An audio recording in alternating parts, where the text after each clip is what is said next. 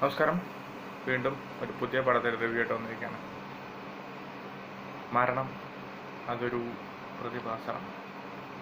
പക്ഷേ മരിച്ചു കഴിഞ്ഞ് ആത്മാവ് അവിടെ യമലോകത്തെത്തുമ്പോൾ നമ്മുടെയൊക്കെ വിശ്വാസം കാലൻ പൂത്തിട്ട് വന്ന് നമ്മുടെയൊക്കെ ആത്മാവിൻ്റെ അടുത്ത് കൊണ്ടുവന്നാണല്ലോ. അങ്ങനെ യമലോകത്തെത്തിയ ആത്മാവ് അറിയാണ് തനിക്ക് ഇനിയും ആയുസ് ബാക്കിയുണ്ട്. അവരുടെ ആ ചിത്രഗുപ്തൻ എഴുതിയ കണക്ക് പുസ്തകത്തിലെ ഏതോ ഒരു പേരിൻ്റെ ഇതിൽ അവർക്ക് ആൾ മാറിപ്പോയി. കുറച്ച് ദിവസം കൂടി, അല്ലെങ്കിൽ ഇയാൾക്ക് ആയുസ് ഇനിയുണ്ട്, വേറെ ആളാണ് എടുക്കേണ്ടത്, പകരം ഇയാളെടുത്ത് പോയി ആൾ മാറിയെടുത്താണ്.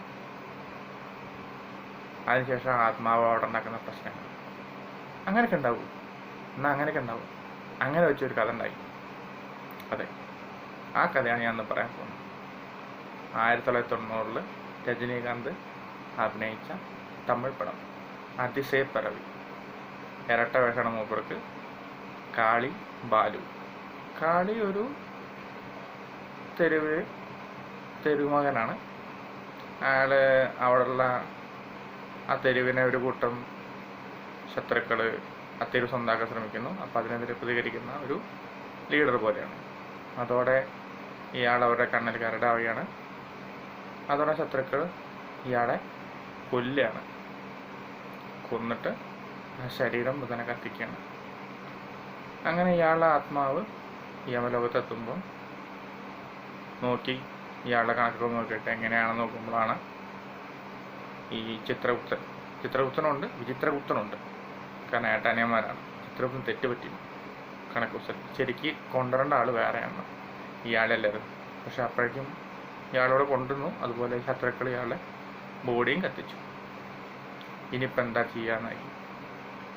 അങ്ങനെ നിൽക്കുമ്പോഴാണ് യഥാർത്ഥ കുറേ ശരീരങ്ങൾ വേറെ കാണിച്ചെടുക്കും. അതിലൊക്കെ പോയിക്കോ, അതൊക്കെ പെട്ടെന്ന് നടന്ന് മരിക്കണതാണ്. ഇയാളുടെ ആയുസ് തീരൂല.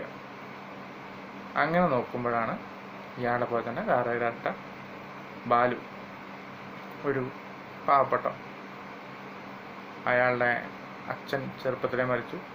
അച്ഛനൊരു കോടീശ്വരനാണ്. പക്ഷേ അച്ഛൻ്റെ മരണശേഷം അച്ഛൻ്റെ സഹോദരൻ ഈ സ്വത്തൊക്കെ തട്ടിയെടുത്ത് ഈ ബാലുവിൻ്റെ അമ്മേനെയും വളരെ ഉപദ്രവിക്കുകയാണ്. ബാലുവിൻ്റെ അമ്മേനെ ഒരു വേലക്കാരിയായിട്ടും ബാലുവിനെ അവിടുത്തെ വേലക്കാരനായിട്ടും, പിന്നെ എന്ത് ചെറിയ തെറ്റുകൾക്ക് വരെ വലിയ ശിക്ഷ കൊടുക്കുകയാണ്. അങ്ങനെ ഒരു അടിമ ജീവിതമാണ്. പക്ഷേ ബാലുവിൻ്റെ പ്രായപൂർത്തിയായി കഴിഞ്ഞാൽ ബാലുവിന് സ്വത്ത് തിരിച്ചു കൊടുക്കണം.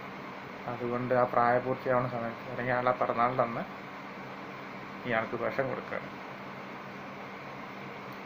ഇവിടെ നിന്നാണ് കഥ മാറുന്നത്. അപ്പോൾ ഇനി മൊത്തം കഥ പറഞ്ഞപ്പോൾ നിങ്ങളത് കാണില്ല. അപ്പോൾ കണ്ടു നോക്കുക. അതിശയപ്പിറവി നല്ലൊരു പടമാണ്. ഇതിൽ രജനീകാന്ത്, കനക, രാമസ്വാമി, വിനു ചക്രവർത്തി, നാഗേഷ് എന്നിവരാണ് അഭിനയിച്ചിരിക്കുന്നത്. അപ്പോൾ കണ്ടു നോക്കുക.